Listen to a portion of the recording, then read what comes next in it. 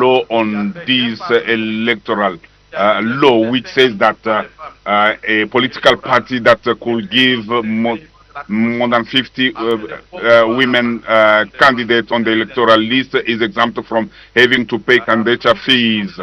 And on that also we need to enact the law to protect and the victims of gender-based violence, and we need to secure the humanity and also the establishment of the national fund for the reparation of the victims, which is called the funeral. This is an example to be given. In conclusion, please allow me to grab this opportunity to express our deep gratitude to SADC as a region, in particular to this SADC Parliamentary Forum for your solidarity in favor of the government and the people of the DRC, and your continuous commitment to support to try to establish peace and security and sustainable development in my country. I submit. Thank you. Thank you.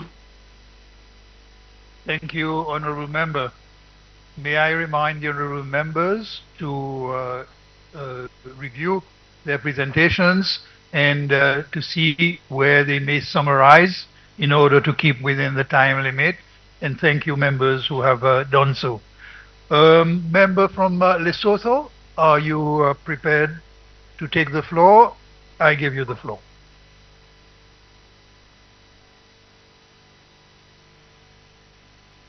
Thank you. Thank you, Mr. President. Honorable members, this is my opportunity and honor to present this report on behalf of Right Honorable Kohansa Khamani, the Speaker of the National Assembly of Lesotho. The Parliament of Lesotho continues to be a dedicated and committed member of the SADC Parliamentary Forum and fully subscribes to the ideals and objectives of this institution. In this connection, the Parliament of Lesotho recording in progress actively in the activities of the forum and to contribute towards the realization of its objectives. However, it has not been always possible to participate in all forums because of the budgetary constraints. It is our fervent hope that the ongoing parliamentary reforms will address the existing capacity gaps and challenges. This report represents the position of the Parliament of Lesotho on live matters and resolutions on the forum in line with the guidance letter of the Secretary General on the 26th September 2024 on transformation of forum to a SADC regional parliament. The government of Lesotho is yet to submit its commitments to the SADC Secretariat on protocol on the SADC Parliament, and the Speaker of the National Assembly will continue to engage the Right Honorable the Prime Minister on this matter. Addressing the impact of inflation on the budget of the forum, increase on mandatory member contributions. The Plenary Assembly has, on numerous occasions, disapproved the recommendation to increase the mandatory member contributions due to financial limitations prevailing in the member parliaments. Consequently, the forum is now at a crossroad where a choice has to be made whether to accept the proposal to increase the subscriptions for the sustenance of the organization or let it drown. The Parliament of Lesotho supports the sustenance of the forum and therefore supports the increase of the mandatory subscriptions. On secondment of senior parliamentary staff to the Programs and Parliamentary Business and Languages Department, Section 65 of the Constitution of Lesotho prescribes that offices of the clerks to both houses of parliament and their staff are offices in the public service. Accordingly, the staff that services Parliament is employed by the Public Service Commission and seconded to Parliament by the Public Service. The staff complement is negotiated with the public service, and the current one is so thin that even some important parliamentary duties get compromised. Sub-Regulation 16 of the Public Service Regulation 2008 provides for the terms under which secondment may occur. This provision, read together with the provisions of the Public Service Act, do not allow our parliament to second staff to the forum with full pay. An officer on secondment is removed from the government payroll for 3 years with the expectation that the officer's remuneration will be paid by the institution to which he or she has been seconded. Efforts are underway to change this situation. With the 10 amendments to the Constitution, which is before the Senate, that is the upper house of the Parliament, proposing to establish the establishment of Parliament Service and Parliament Service Commission. The coming into effect of this constitutional amendment will enable the Parliament to recruit its own staff with its own terms and conditions of service. Only then will the Parliament of Lesotho be in a position to work with the SADC PF on secondment mechanisms for the benefit of the two institutions. Election observation. The SADC PF aims to promote human rights, gender equality, good governance, democracy, and transparency. Therefore, in pursuance of this objective, election observation should be one of the core mandates of the forum. Election observation facilitates credible electoral processes and election outcomes. It is through election observation that countries get a fair assessment of their weaknesses and strengths throughout the election cycle and subsequently be commended for good practices and advised on areas for improvement in the conduct of elections.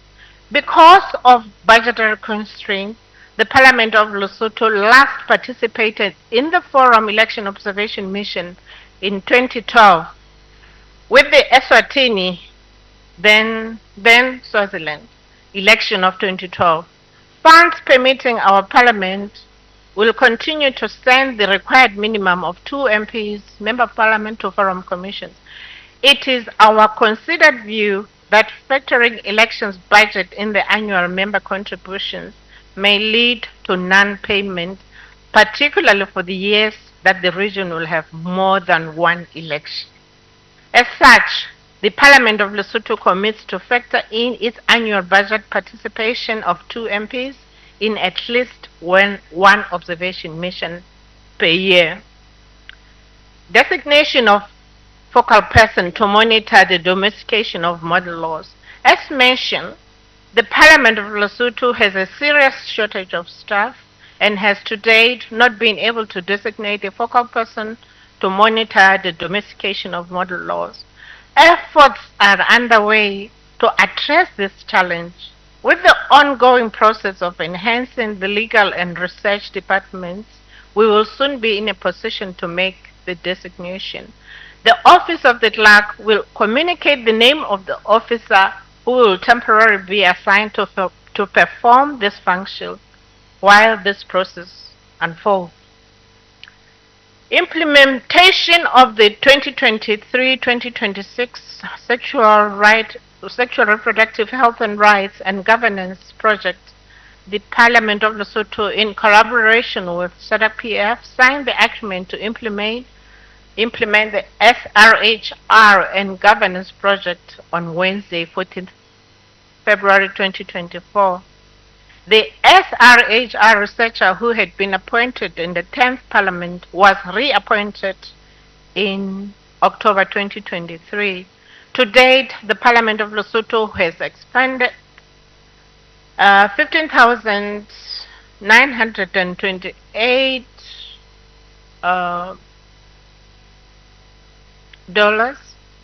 on the following activities. Constitution of the National Working Group, which comprises 4 members of Parliament, 8 parliamentary staff, and 14 members representing the civil society organizations, line ministries, and development partners that constitute all the six thematic areas of the project. Roundtable discussion on SRHR related bills, which was attended by 30 MPs, 8 staff members, and 15 members from CSOs and line ministries. Roundtable discussion on budget analysis, attended by 30 MPs and 15 members of staff. Public hearings. The project supported the Minist public hearings on protection and administration of custom at initiation school bill, which was a community outreach bill targeting owners of initiation schools. Around 100 owners in 3 districts were reached, and it is anticipated that the bill will soon be presented before Parliament. Domestication of SADC PF model laws and related policies instruments. SADC model laws on eradicating child marriage and protecting children already in marriage. Children's Protection Welfare Amendment Bill 2023. The National Assembly is on the verge of passing the Children's Protection and Welfare Amendment Bill. The bill guarantees some basic rights to children, such as the right to education and access to health services and proper upbringing under capable parents and guardians. It prohibits educational institutions from advancing pregnancy as a reason for expelling or denying a child access to education. It also prohibits child betrothal and child marriage, and clearly states that religion, culture, custom, ethnicity, or nationality shall not be a defense for child marriage, and denies a child the right to consent to a contract of marriage. In addition, the bill has provisions for avoiding child marriage and protecting children against all forms of violence and harmful practices.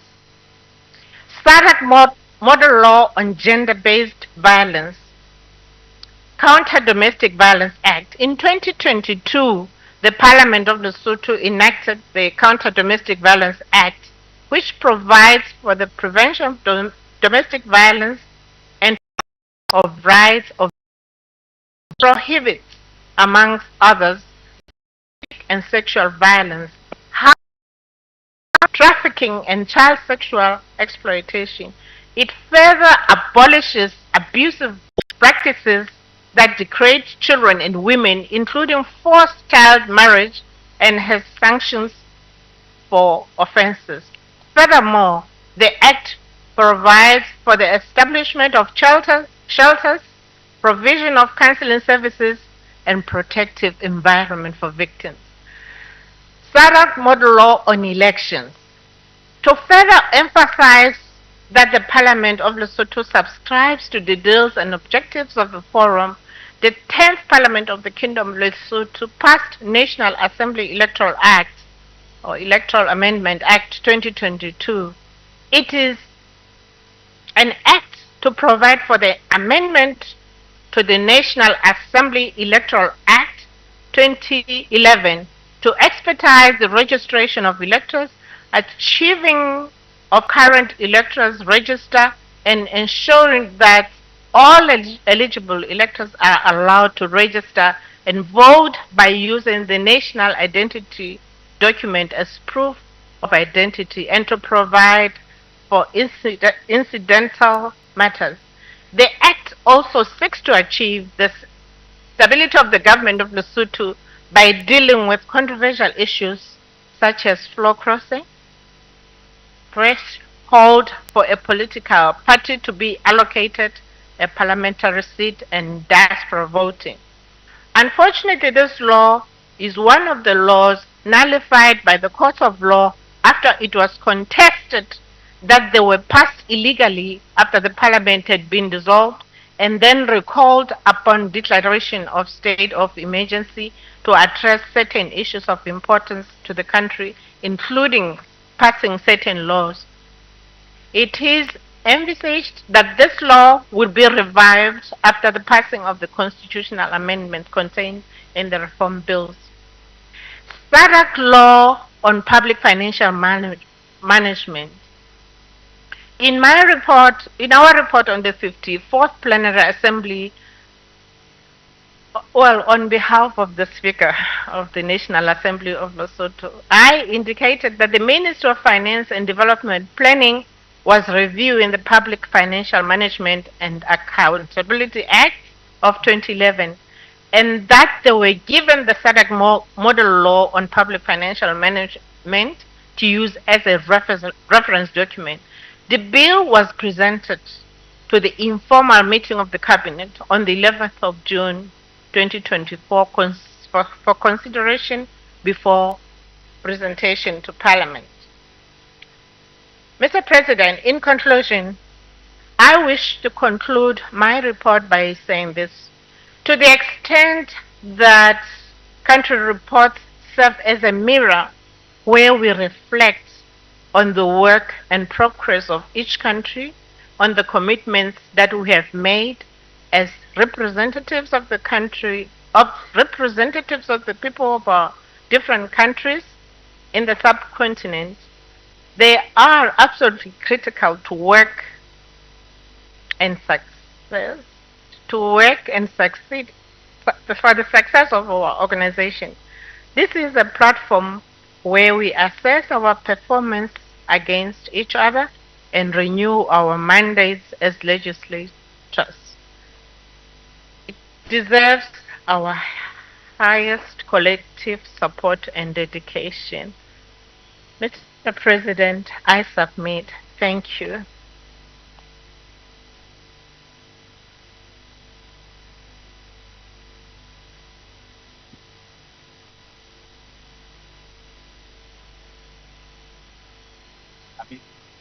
Namibia.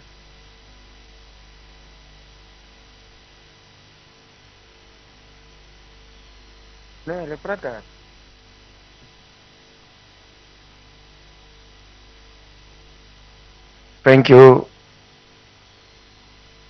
Honorable President. In pursuit of fulfilling your 15 minutes, I'm delighted and privileged to move country report of our country, Namibia, under the following 7 topics. On the transformation of the forum to a SADC regional parliament. By now it has become common knowledge that Namibia have signed the protocol, to be precise, on the 26th of June in the year 2024, and therefore as of now is part of the signatory countries for the establishment of the SADC, or for the transformation of the parliamentary forum into a SADC regional parliament. On addressing the impact of inflation on the budget of the forum, to increase the mandatory member contribution, I think by now it is common knowledge that we have somehow, don't know, is it 30% as the outcry from my brother from Swazi, or is it 50% from the treasurer who is also from Swazi? But whatever it is, we stand to be guided as people that are part of the SADC fraternity to abide by the decision of the majority. So therefore I will stop short of reading what I have to read, coinciding that at least we have survived the bomb from Lesotho. So it was not that devastating, but at least here we are. On the secondment of senior staff to the programs and parliamentary business and language department, we humbly take note of the request as of now, and will in future consider trying to see how best we are able to co-op and join synergies in terms of the secondment of the staff. On election observation, Namibia benefited a lot from the elections as the one that lastly held the elections on the 27th of November. However, we are also delighted to report that we have taken part or facilitated election observer missions in 2 countries, or staff members, 2 in Botswana and 2 in Mauritius respectively. And subsequently to that, we have also contributed the mandatory monetary expenses that goes along as per request of the SADC observer mission. And to that end also we have acceded to the request of SADC PF to pay the mandatory contribution as requested 1 year ahead. So up to now, we are fully paid up members even for the financial year 2025-2026. On the designation of a focal person to monitor the domestication of model laws, we are pursuant to that fact in process of identifying the focal person within our National Assembly. That will be the legal and mandatory process. That will be the legal person. We are just busy with the legal mandatory process, and once that process has been fully concluded, we will be subsequently informing SADC PF as the duly nominated person that will deal with that will be the focal person in terms of the monitoring of the domestication of the model laws. On the implementation of the 2023 to 2026 SRHR and governance project, we have signed, Namibia as a country have signed the agreement on the 18th of January this year. 4 staff members who are in the office of the Speaker were subsequently appointed and have assumed duty as SRHR researchers on the 3rd of September 2024. The implementation of activities only started this in the year, of which 2 projects have commenced. The following activities has already been implemented. That is the orientation of the newly appointed researchers, the first National Working Group meeting that took place on the 8th of October 2024, the 3-day planning workshop for members of the National Working Group, which took place from the 6th to the 8th of November 2024, and the virtual working session that took place on the 21st of November 2024. The 5th activity was the poster development of SRHR project. A number of staff that were trained were 5. The number of MPs that were trained was 1, the chairperson of the National Working Group, and the number of the civil society trained under this project were 8. On the domestication of the SADC modern laws and related policies, we are pursuant to previous resolution made by the plenary. Domestication efforts are for us ongoing, and our parliament has implemented to sensitize and share knowledge on the SADC parliamentary follows as follows. On the legislative aspect, we have legislative efforts inspired by the modern laws, include the Public Finance and Management Bill, which bill is certainly with the drafters and is envisaged to be laid upon the table during the first quarter of next year. On public hearings, we had extensive consultation on the petition on the legislation of legislation and non-legislation of abortion by the Parliamentary Standing Committee on Gender, Equality, Social Development and Family Affairs, which were conducted in all 14 regions with the financial assistance from SADC PF, the SRHR HIV and AIDS Governance Project, civil society organizations, and United Nations partners from the National Working Group and the National Assembly. The public hearings also extended on petitions regarding the sexual gender-based violence and family were also held by the Committee on Gender, Equality, Social Development and Family Affairs. These also were inspired at the pretense of the modern law on GVB. gender-based domestic violence. On the budget-related outcomes, the National Assembly approved the establishment of the Standing Committee on Budget and Finance that will help in the general responsibleness of the monitoring of the budget of government, ministries and agencies, and specifically also the SRHR, HIV and AIDS governance project, and the other related outcomes, the gender-sensitive budgeting, and the adherence of the objectives as promulgated during the budget implementation. This is, in short, our submissions from Namibia. Thank you, honorable members.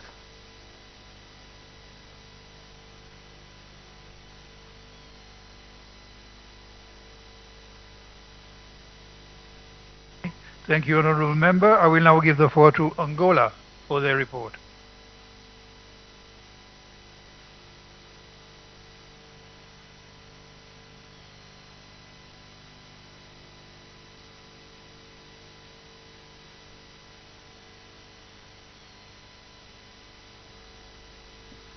Senhor Presidente do Fórum Parlamentar da SADC,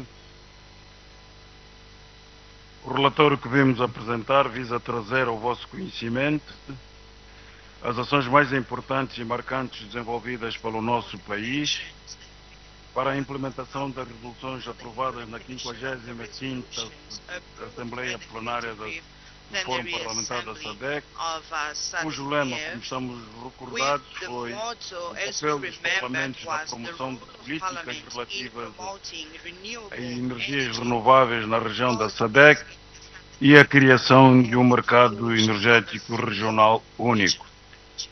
Assim, Angola tem em preparação, através do Ministério da Energia e Águas, o projeto de regulamento da produção de energias renováveis, prevendo, dentre diferentes matérias, as formas de participação das comunidades no desenvolvimento e gestão de projetos de energia renováveis. Energy projects.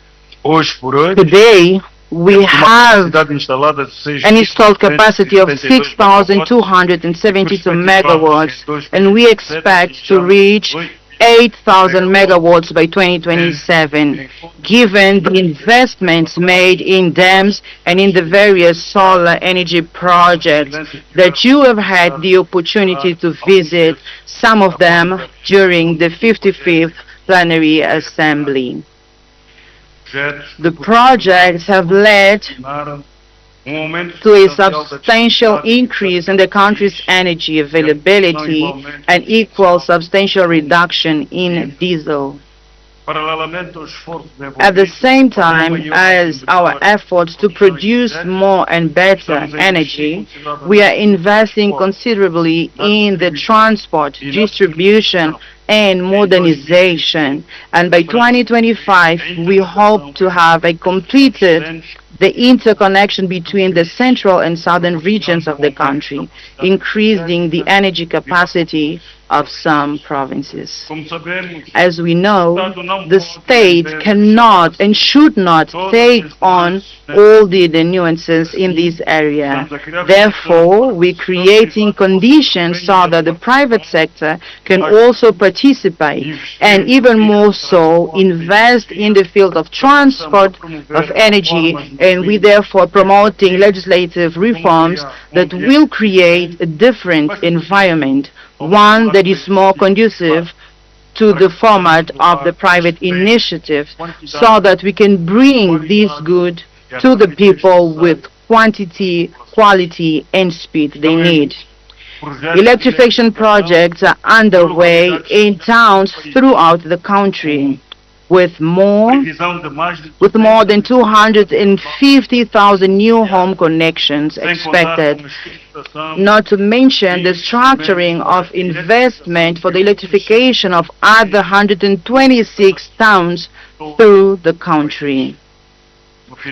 At the end of all these efforts throughout the country, more than 4.5 million inhabitants will benefit.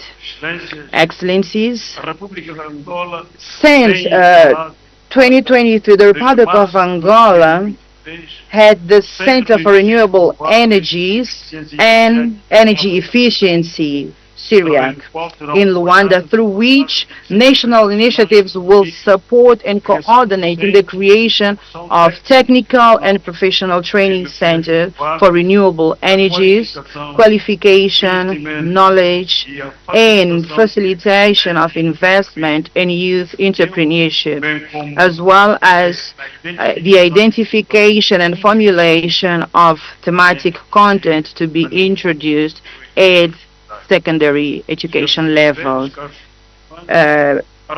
President, dear participants, in order to improve the approach to the phenomenon of financial inclusion of women and youth, the Republic of Angola is implementing the National Employment Agenda as a means of improving and supporting the coordination of various public and private initiatives, the so-called National Employment Fund.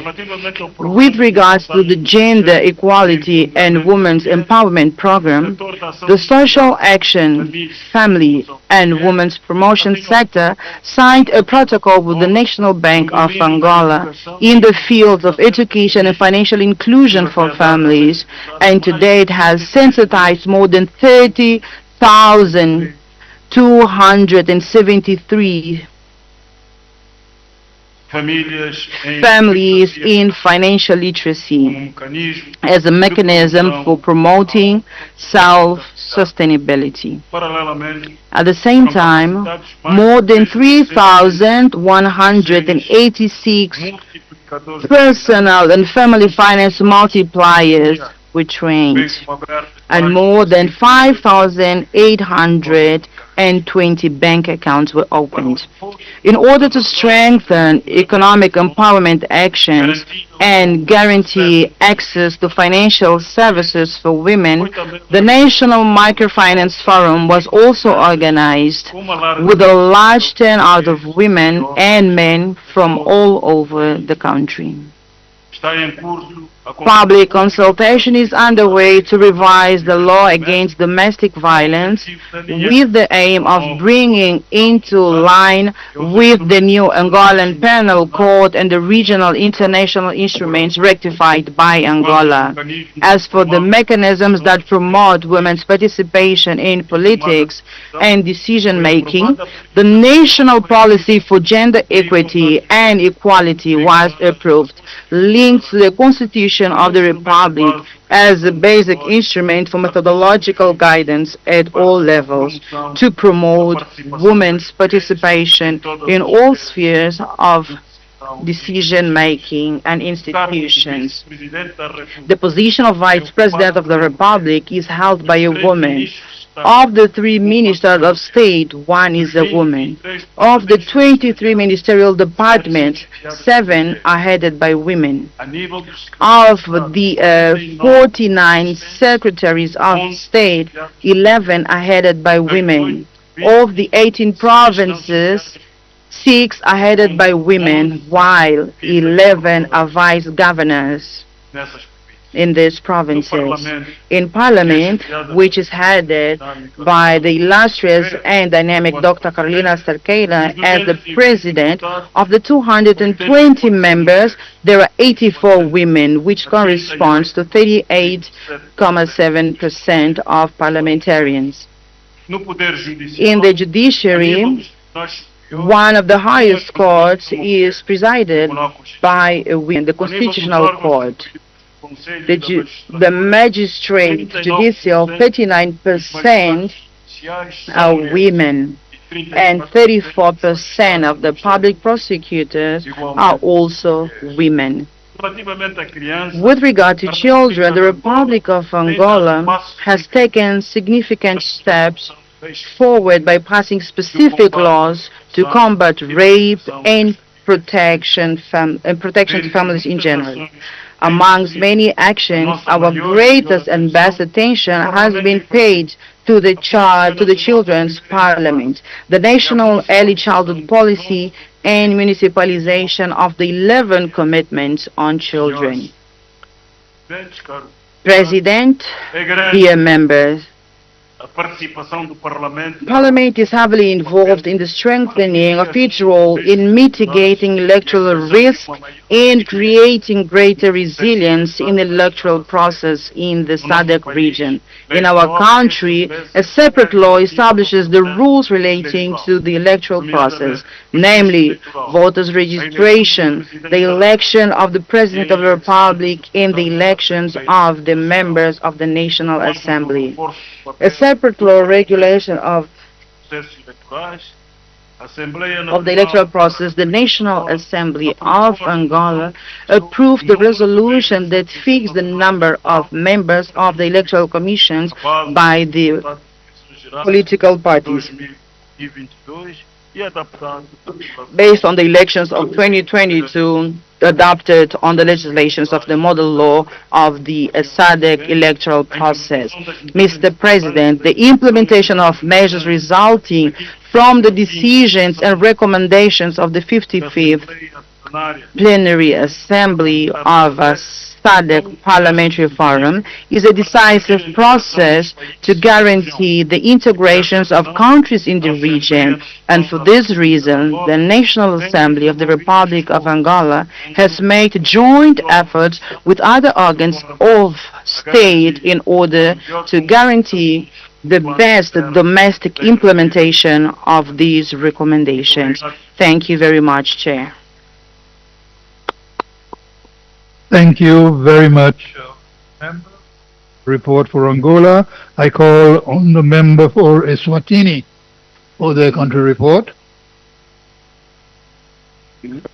Thank you, Mr. President. May I present the report of the Kingdom of Eswatini on the resolutions of the 55 Plenary Assembly session on transformation of SADC PF into a regional parliament as per the Council decision of August 2024.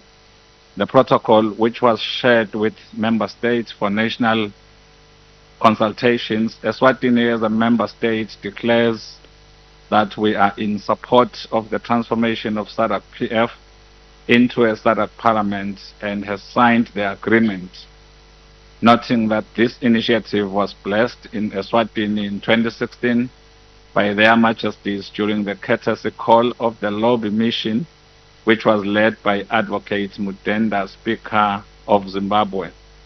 The Parliament of the Kingdom of Eswatini is to further engage in the consultation process on the draft protocol, and procedural reporting on the phase 2 of this matter is in the pipeline. Eswatini will then make submissions in due course. On secondment of senior parliamentary staff to the Programs and Parliamentary Business and Languages Department, the Parliament of the Kingdom of Eswatini is willing to leave a seconding staff to SADC PF as soon as the restructuring exercise has been finalized. On election observation, the Parliament of the Kingdom of Eswatini is noting the plea to contribute towards election observation missions under the request of SADC PF delegation as resolved. The item of USD 6,000 per election.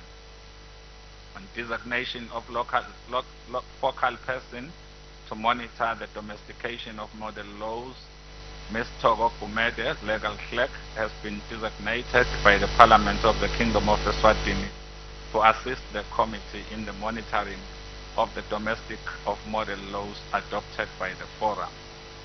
Under implementation of the 2023-2026 SRHR and governance projects, the Parliament of Eswatini has signed the agreement to implement the SRHR and governance projects in collaboration with the SADC PF. This was effected in 2024. On the recruitment of the SRH researchers, Eswatini Parliament support the importance of research as a gateway to execute all parliamentary activities. Thus appreciate the support from SADC PF for bringing a research officer to leverage the execution of the SRH SRHR HIV/AIDS governance project. Parliament absorption rate on the resources allocated to implement activities has been low due to extensive strategic partners Pali has collaborated with in the execution of its activities. Also, the procurement process has to be followed timeously. Hence, we affirm our donor that for the ongoing second year funds will be requisitioned on time as more activities are to be implemented. Parliament has engaged and sensitized 100 parliamentary service staff on the outcomes of the project with respect to its thematic areas.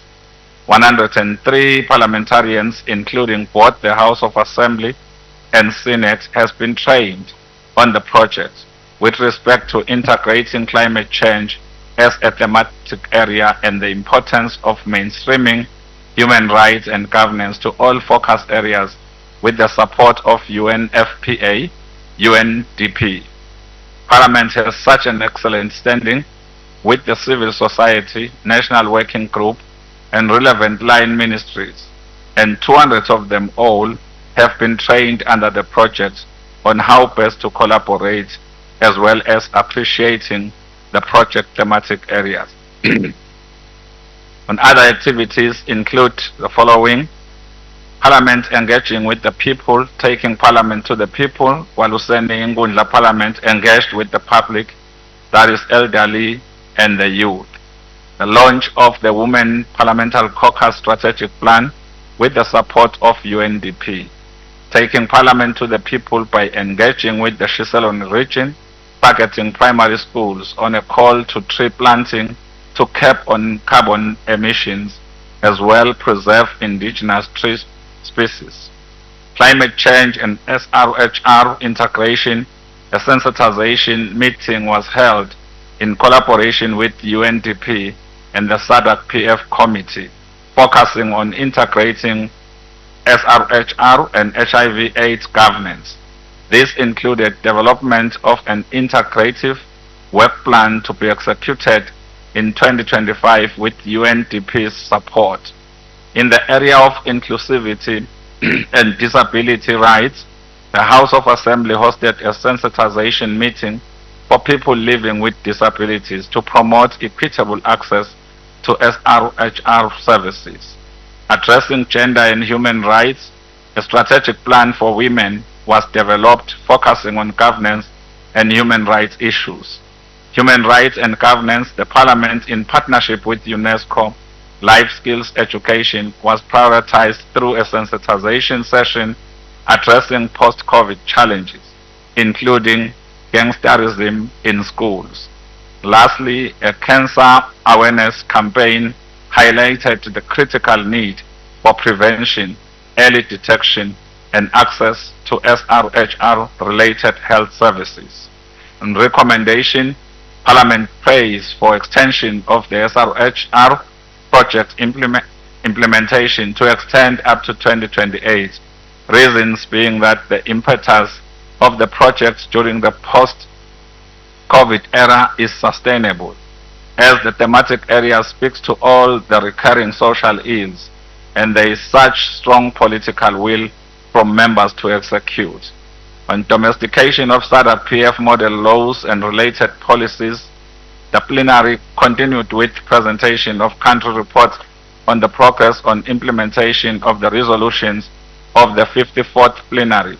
This was based on domestication of model laws in respective countries.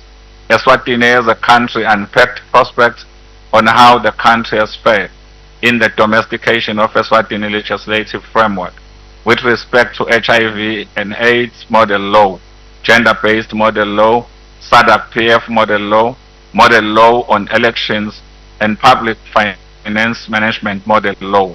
Eswatini as a country has executed the following gender-based model law, sensitization of parliamentarians on SADC-PF GBV model law and sexual assault cases, mainstreaming of gender-based activities through all parliamentary sessional committees, children's, gender, climate, DPMs, and more. increase in the tabling of SRHR motions characterized by evidence-based debates with respect to GBV, redressing of gaps on delayed trials of GBV cases. There is now high reporting and speedy trial of cases with hefty fines or at times life sentencing. Workshops have been conducted for both houses of parliament on GBV, staging of virtual meetings with SRHR champions and parliamentary staff with respective portfolio committees, compiling of shared WhatsApp packaged alertness on GBV messages. Foster care regulations are in place to leverage abuse of orphanages and establishment of shelter homes for survivors. Reviewed legislative framework with reference to SODV Act of 2018, the process of amending contentious clauses is ongoing in the SODV Act of 2018. The amendment of Marriage Act and Matrimonial Property Entitlement Act to cap on human rights issue on women is ongoing. The launch of National Gender Policy, National Strategy to End Violence in Eswatini, as well as Positive Parenting Strategy Policy. Gender responsive reporting has been advocated for through capacity building initiatives, and this has prompted such strong political will in the fight against GBV, whilst demystifying certain SRH myths, especially in the execution of the SRHR project.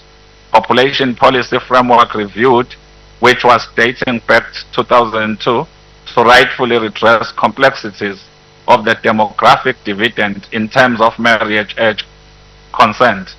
Thus, we have, as a country, a reviewed population framework. Reviewed legislative framework on human rights.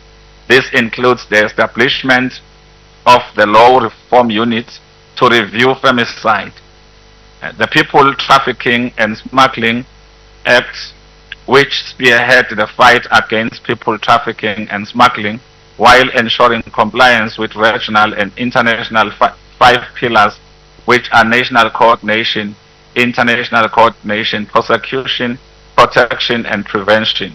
The education retention policy have been pivotal in mitigating all ills of early and unintended pregnancies.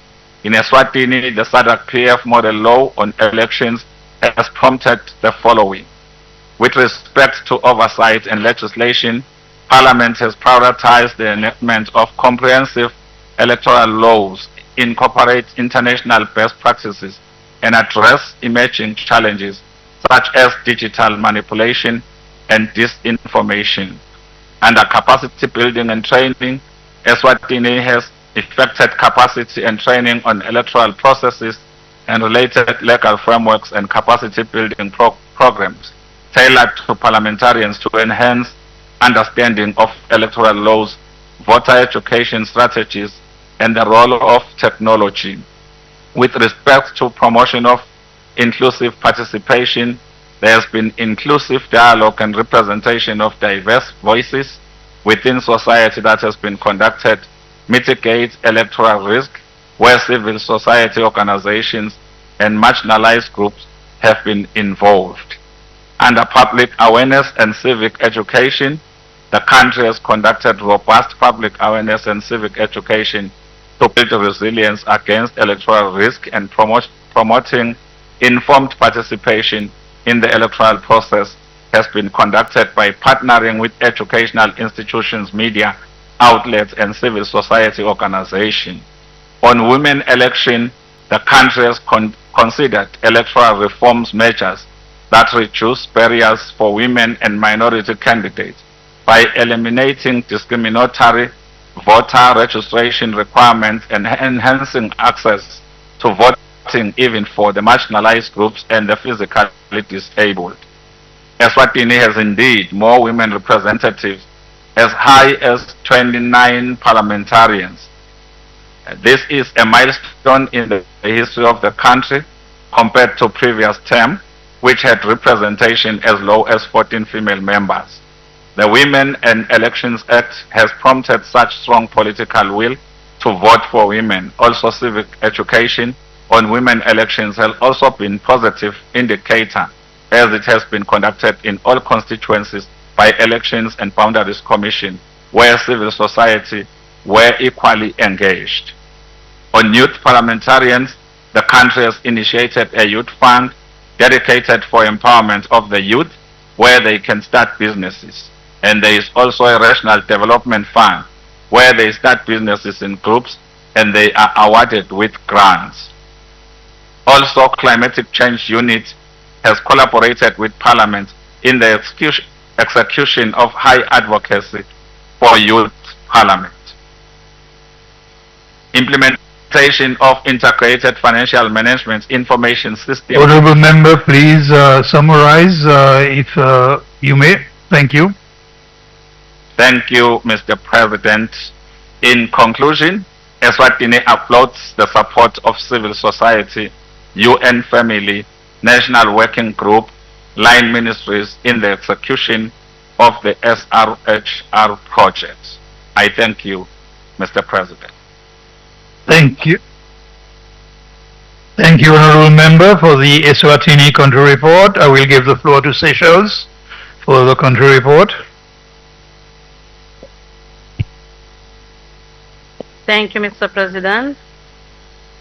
This report reflects Seychelles' achievement, ongoing effort and challenges in addressing the resolution adopted by the Forum. Seychelles remains steadfast in its commitment to fostering regional cooperation, upholding democratic principles, and contributing to the shared goals of the SADC-PF through collaborative effort involving key institutions, civil society, and the National Assembly. We continue to align our national initiative with the objective of the Forum. Transformation of the Forum to a SADC regional parliament. Update on national progress regarding the draft protocol of the establishment of the SADC parliament and signing the agreement to amend the treaty to establish the SADC parliament. Seychelles has proudly signed the agreement amending the SADC treaty to transform the SADC Parliamentary Forum into a fully fledged SADC regional parliament. This milestone makes a significant step forward in strengthening parliamentary cooperation and integration in the region. Our President, His Excellency Weveron Karawan, a past member of this forum, has personally pledged Seychelles unwavering support for this transformation, ensuring the country's after the transition.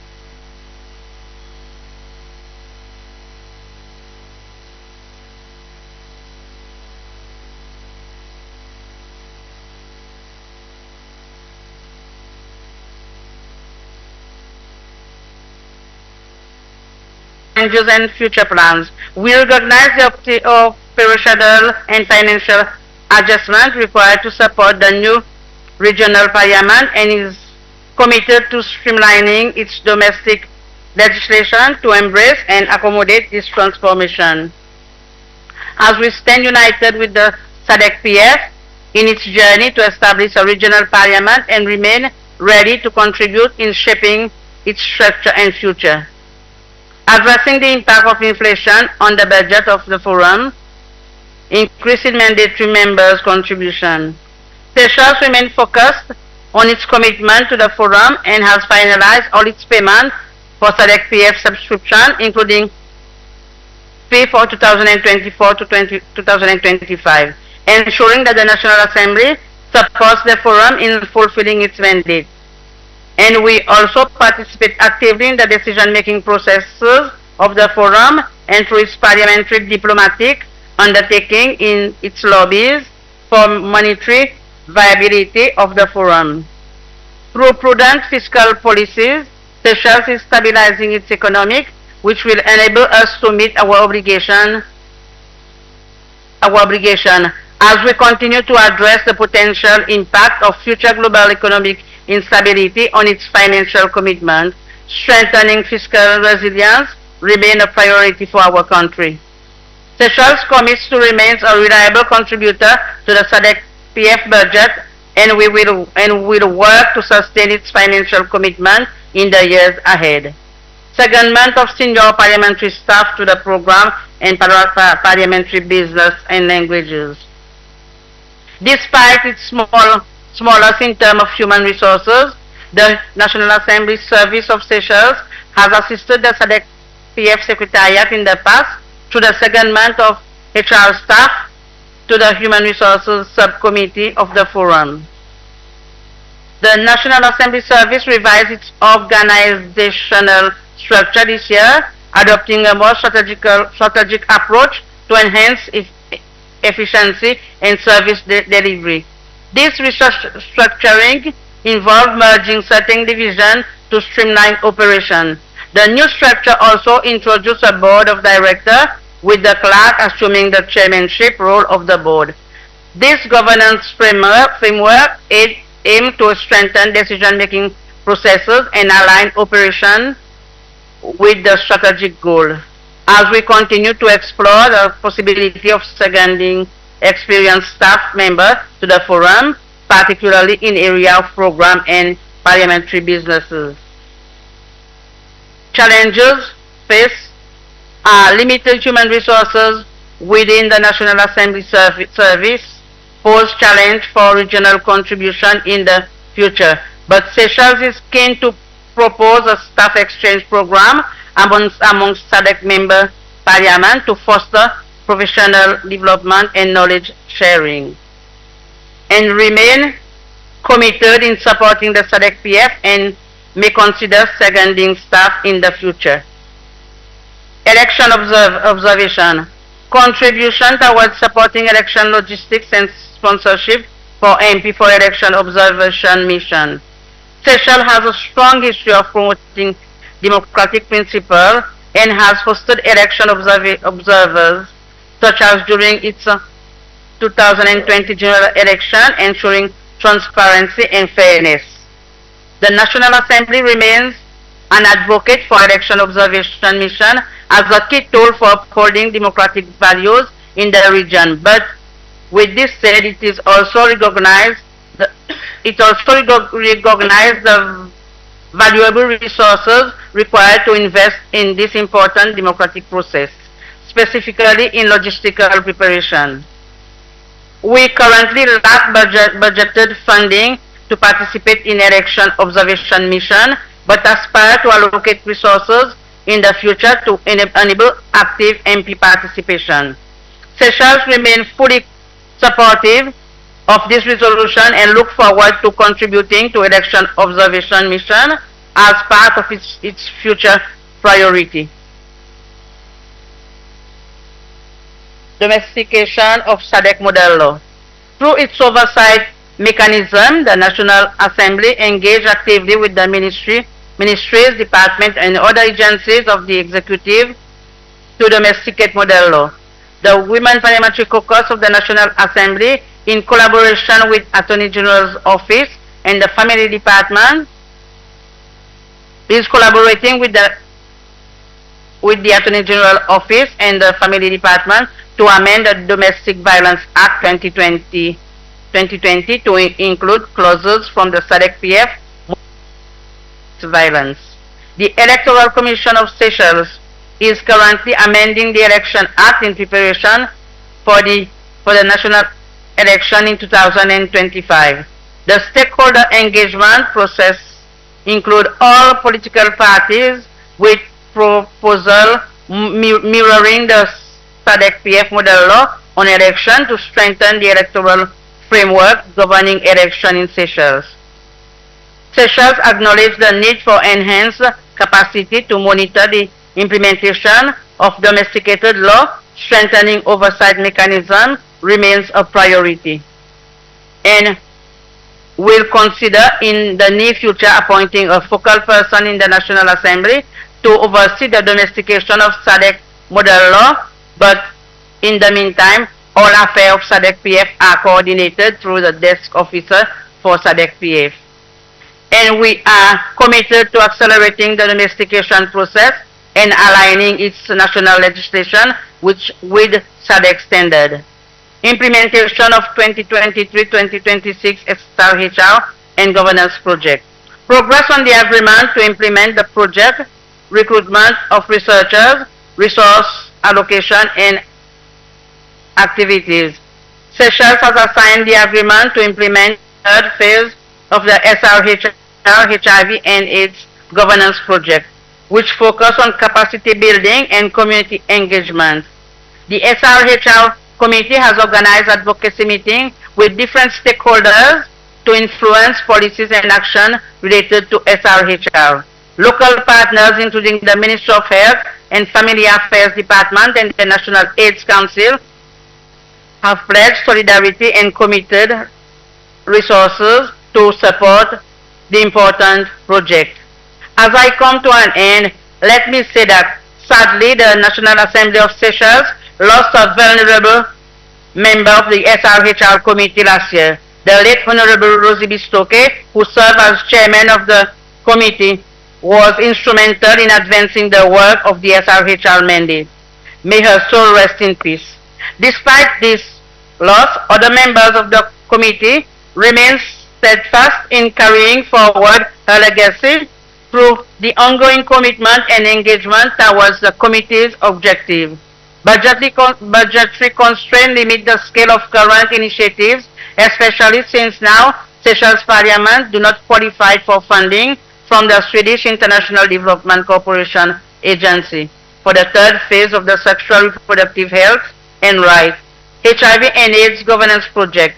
However, Seychelles is working to mobilize additional resources to expand the project research.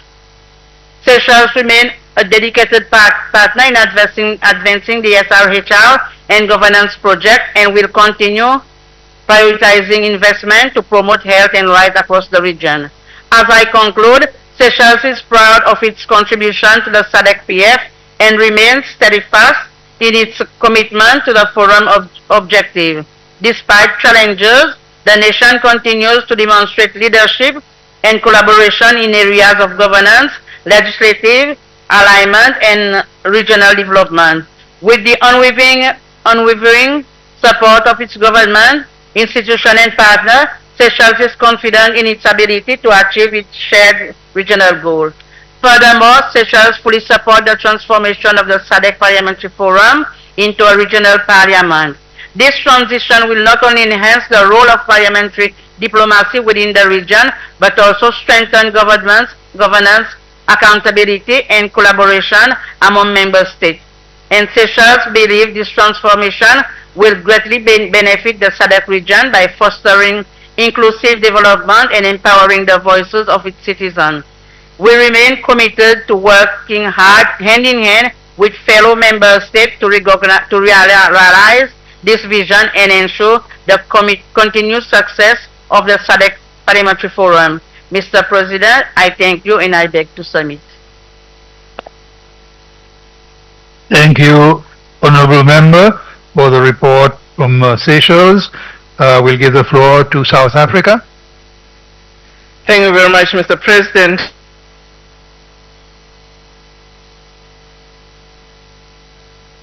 Comprehensive report from South Africa, which will be in the documents that all members read. Given that we are standing between you and dinner, we will try just to summarize key areas that we think might be important for this August House. Following the Luanda meeting, which had its theme the role of Parliament in promoting renewable energy policies in SADC region and creating a single regional energy market. In May 2024, our Parliament passed the legislation which deals with electricity regulation amendment, and it was signed into law by the President 20th of August 2024. The bill provides for additional electricity generation capacity, infrastructure, and provides for an open market platform that allows for competitive electricity trading and creation of a single regional energy market. Furthermore, our committees of Parliament strengthen their oversight on renewable energy issues. For instance, on the 23rd August 2024, the National Assembly Portfolio Committee on Electricity and Energy held discussions and received a briefing on the renewal of the integrated energy plan and integrated resources. Between August and November this year, our Portfolio Committee on Electricity and Energy received briefings and deliberated on the following key issues: review and deliberations on the South African Integrated Resource Plan to focus electricity demand, supply and cost, emphasizing a need for a diversified energy mix to ensure security of supply and compliance with emission reduction plans. Secondly, update on the solar water heating program, highlighting the government's goal to install 1,000 solar water heaters in households, aiming to save electrical demand. Additionally, the Department of Energy is revising the program rollout methodology following the closure of the previous delivery model. Fourthly, briefing on the progress of the Renewable Energy Independent Power Producer Program and the risk in independent power producers was received as part of South Africa's government efforts to invest in renewable energy. Lastly, by the Minister of Electricity and Energy on Just Energy Transition Plan, implementation therefore, and a House debate on the increase in the electricity cost and measures to protect vulnerable citizens. Honorable President, in line with related to enhancing the empowering women for economic prosperity in SADC region and removing barriers to financial inclusion of women, our Portfolio Committee on Forestry, Fisheries and Environment received briefings from various entities, including the Commission for Gender Equality, on the progress on representation to encourage procurement from women-owned enterprises by the state in particular. The committee urged the department to address these issues and implement gender-sensitive policies. On the 24th of May 2024, President Ramaphosa signed into law the Gender-Based Violence and Femicide Bill, which indeed will enable government to deal with issues of gender-based violence and femicide in a multi-sectoral way.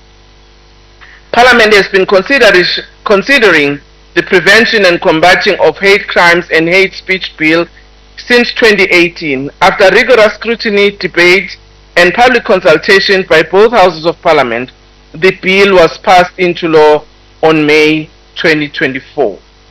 Honorable President, the 55th Plenary Assembly adopted various resolutions relating to advancing the African Union Agenda 2040 for children, strengthening parliamentary engagement for child-centered legislation and policies.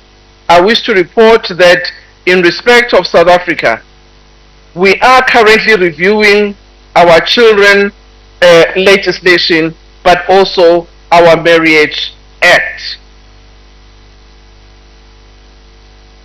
Further to that, on 29th of August 24, the Portfolio Committee on Social Development has resolved to ensure that further consultation on the Children Amendment Bill has to be undertaken by the Department of Social Development.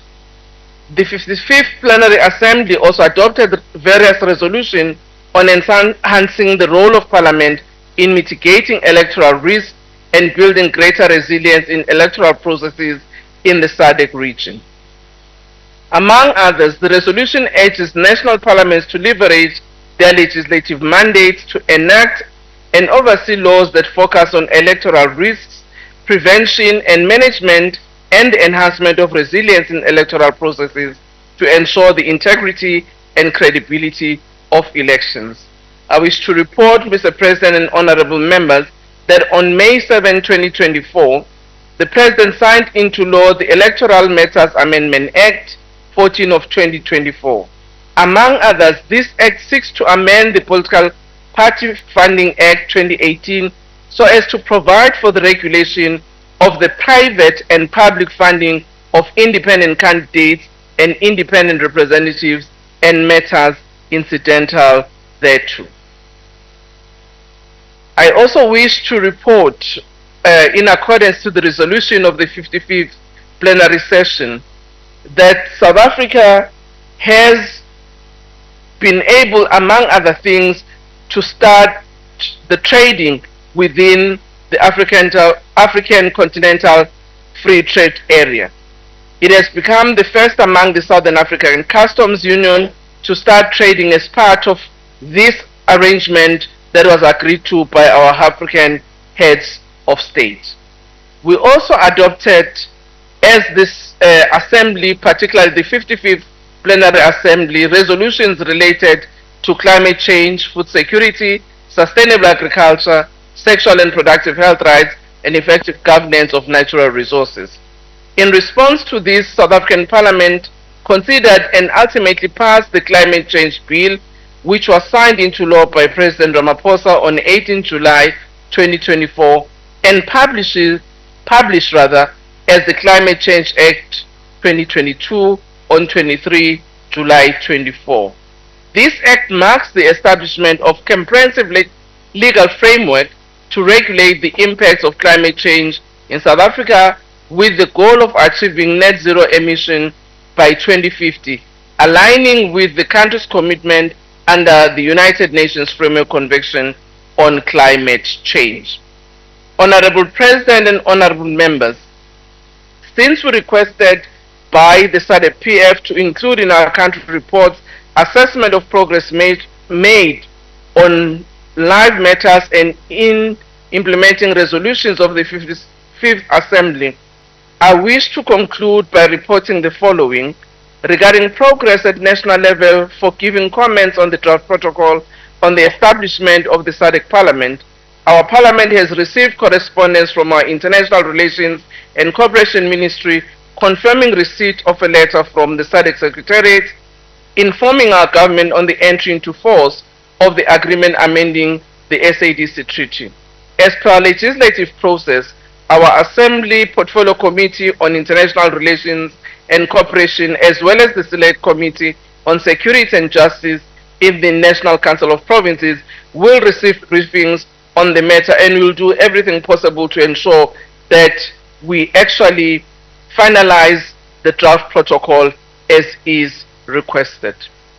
Chairperson, on mandatory member contributions, I can report that our Parliament agrees with EXCO, as it was also seconded by our member on the increase by 50%.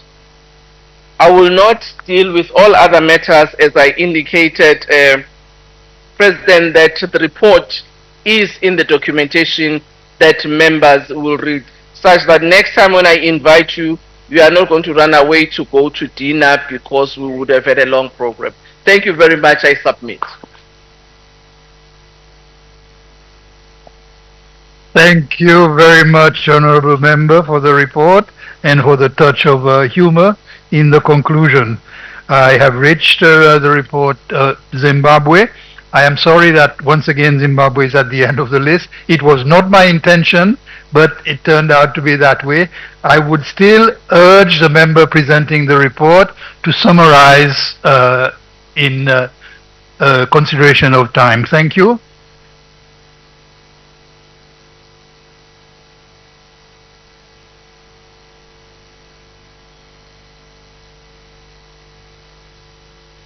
Thank you, Honorable President. It is a profound honor to submit the country report on Zimbabwe's implementation of the resolutions adopted at the 50th Plenary Assembly meeting on the SADC Parliamentary Forum. However, Mr. President, I will try to summarize, as we have said, my long, well-detailed report due to time. Our office will share a copy of the well-detailed report on the SADC-PF portal. So I'll go straight to the resolution. Under the theme of the role of parliaments in promoting renewable energy policies in the SADC region and creating a single regional energy market, Honorable President, recommendation number 1 urges member parliaments to enact and amend national laws that encourage investment in renewable energy technologies, including solar, wind, biomass, and hydropower, to align with global climate objectives. The second session of the 10th Parliament of Zimbabwe, Mr. President, prioritized the amendment of the Rural Electrification Fund Act to expedite the installation of the renewable energy mini-grids in the rural areas. Additionally, Parliament, in conjunction with the Executive, is facilitating the rolling out of the National Energy Efficiency Policy to enhance investments in new energy generation plants. Honorable President, number 2 recommendation urges Member States on the SADC region to support legislation that promotes the development of renewable energy infrastructure, ensuring that investments are directed towards innovative and scalable energy solutions that can be adopted at both national and regional levels. In line with the trajectory, the National Renewable Energy Policy is ready in place and lays the groundwork for renewable energy development in the country with an ambitious target of attaining installed capacity of 1.1 megawatts by 2025 and 2.1 megawatts by 2030. To regulate the sector, the Energy Regulatory Authority Act creates the Zimbabwe Energy Regulatory Authority, whose mandate is to oversee the licensing of independent power producers. Furthermore, the Joint Sustainable Development Goals Renewable Energy Fund is a significant initiative aimed at addressing financial barriers in the renewable energy sector. This fund promotes local infrastructure investments and supports gender-responsive and inclusive renewable energy projects. On resolution under the theme of enhancing the role of Parliament in empowering women for economic prosperity in the SADC region, removing barriers to financial inclusion of women. Mr. President, Recommendation 1 calls on member parliaments to promote the integration of SADC strategy and financial inclusion and small and medium enterprises access to finance from 2023 to 2028 and its implementation by SADC member states. In conformity with this resolution, Parliament enacted the Zimbabwe Microfinance Act, which promotes financial inclusion, especially for women.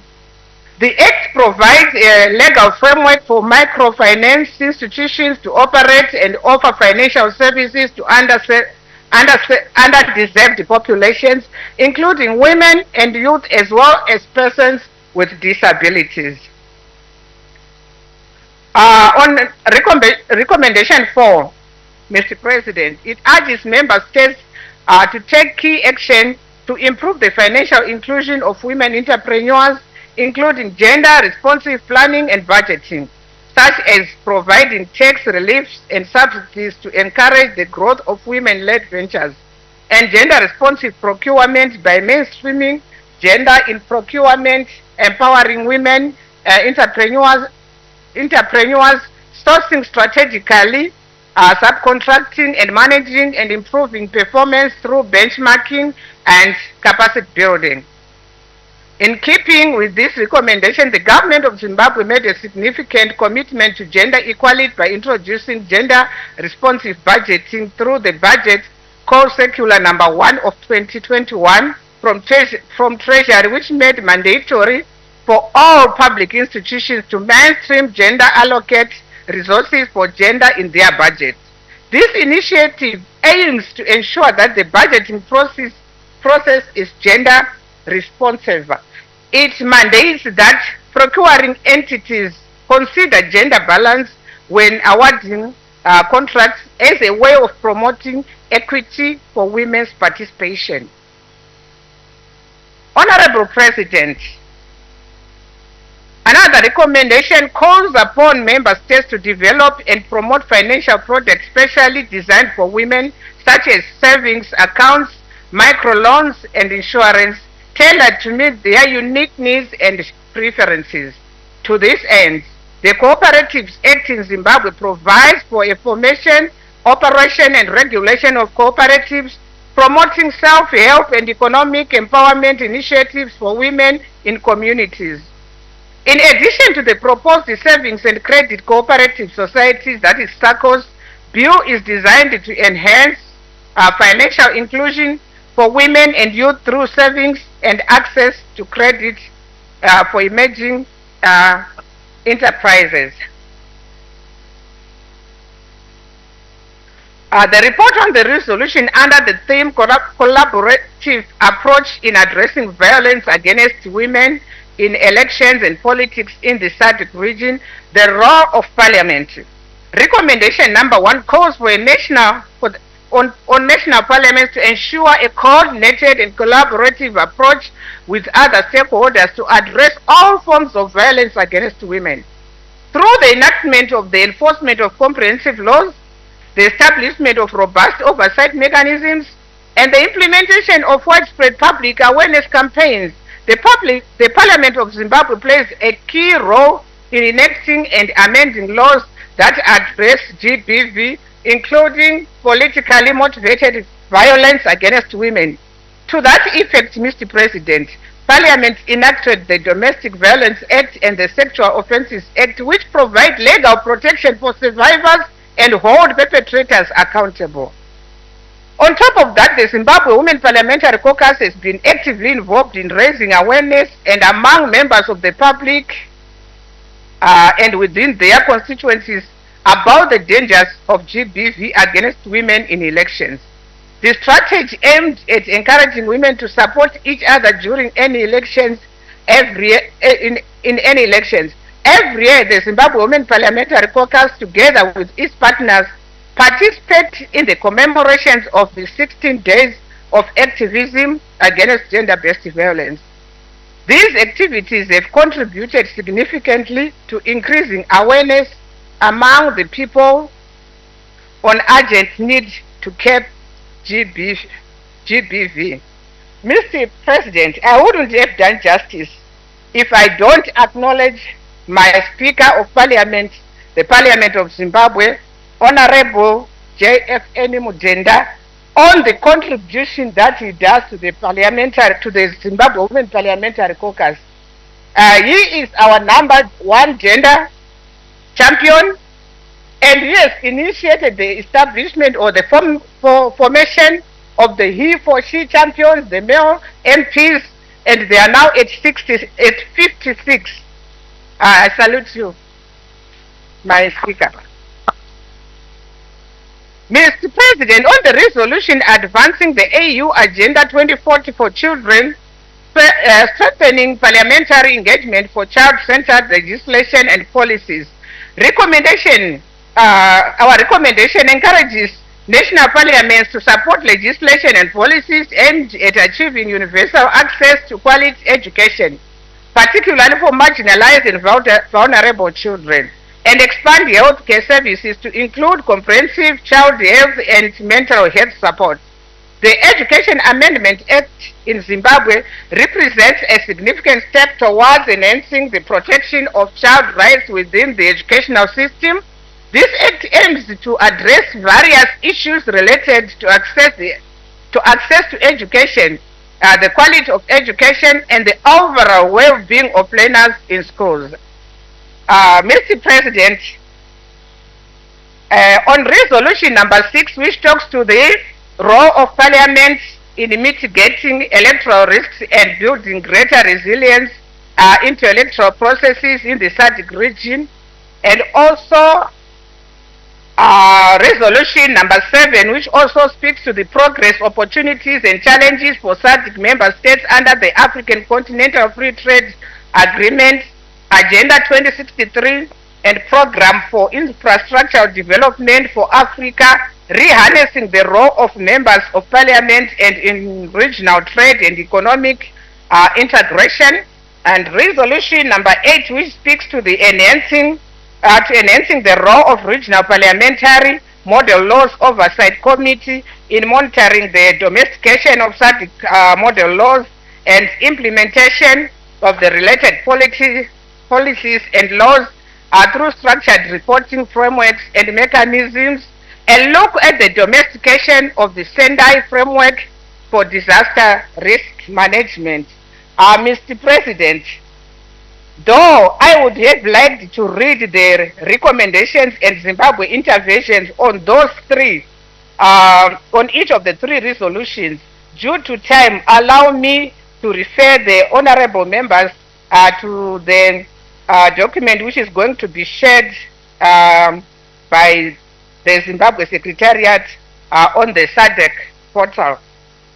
Let me, Mr. President, go straight to responses to specific questions. On transformation of the forum into a SADC regional parliament, Mr. President, Zimbabwe signed the agreement amending the treaty for the transformation of the SADC-PF into a regional parliament, and will endeavor to influence the executive to ensure that the protocol establishing the parliament is signed as the final process to complete the transformation matrix. Number two, addressing the impact of inflation on the budget of the forum. Honorable President, the Parliament of Zimbabwe acknowledges the financial challenges posed by inflation and remains committed to the forum's vision and transformation agenda. Zimbabwe supports exploring measures to ensure sustainability, including the proposed increase of subscriptions as from April 2026. On point number three, that's secondment of senior parliamentary staff to the forum. Here, Mr. President, Zimbabwe will advise when ready to second staff to the forum. However, the institution stands ready to second staff on ad hoc basis, as has always been the case. On election observations, while Zimbabwe acknowledges the importance of participating in election observations, competing national interests have hampered full participation. However, Zimbabwe remains committed to regional electoral integrity and will explore options for financial and human resource contributions in future. Number five, designation of a focal person to monitor domestication of model law. Honorable President, Zimbabwe has designated the team of SRHR researchers as focal persons within Parliament to support the Regional Parliamentary Model Laws Oversight Committee.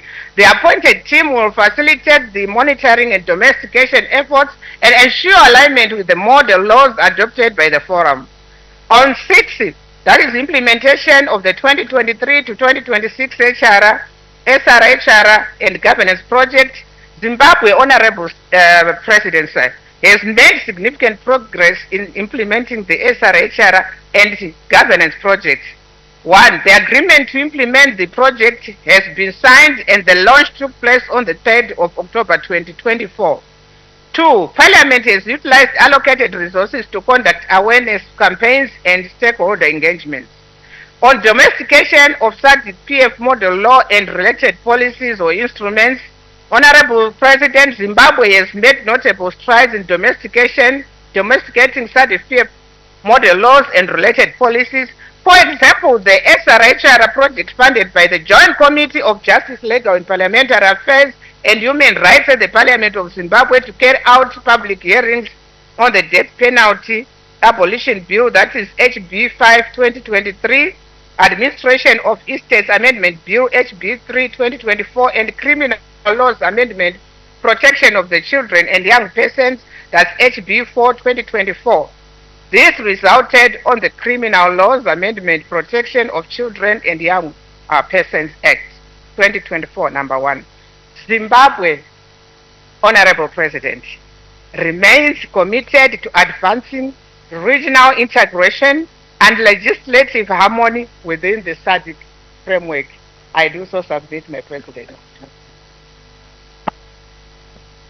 Thank you very much, Honorable Member, for your report, and I do support your call that there are further details of the report are available to members in the document of the portal. We have come to the end of the country reports, and I now propose that the country reports be adopted. Are there any objections? There being none, the reports are adopted. Thank you. Honorable members, we have come to the end of the business of today. I have one small announcement to make, but I will also call on the officer. Okay. First of all, honorable delegates, I have to inform you that there are 2 books on sale in the foyer of the hotel, and that is namely True to Me, a memoir of loss, resilience, faith and service to my country by Mrs. W.K. Mutale Nalumango, MP, Vice President of the Republic of Zambia. And secondly, The Birth, Rise and Role of the SADC Parliamentary Forum in Addressing Regional Issues by Dr. Kasuka S. Mutukwa, First Secretary General of SADC Parliamentary Forum. Both books are selling for US $20. Thank you for that, and especially for the attention of those who are interested. Another announcement, honorable delegates, I wish to inform you that there will be a dinner at the David Livingstone Safari Lodge and Spa. It was meant for you to gather at 6 o'clock, 1800 hours, but we are a little bit behind. However, I am sure the arrangements will be observed for your arrival. This dinner has been sponsored by Plan International and partners, and departures will be from our hotel, the Radisson Blu, will be available, I think, immediately after we leave this session. You are most welcome, and I wish you good enjoyment of the evening. With that, are there any other announcements? No? There being none, I will call the session of today concluded, and I thank you for the participation. We will resume tomorrow at 9 p.m. At 9 a.m. Thank you. At 9 a.m. Thank you.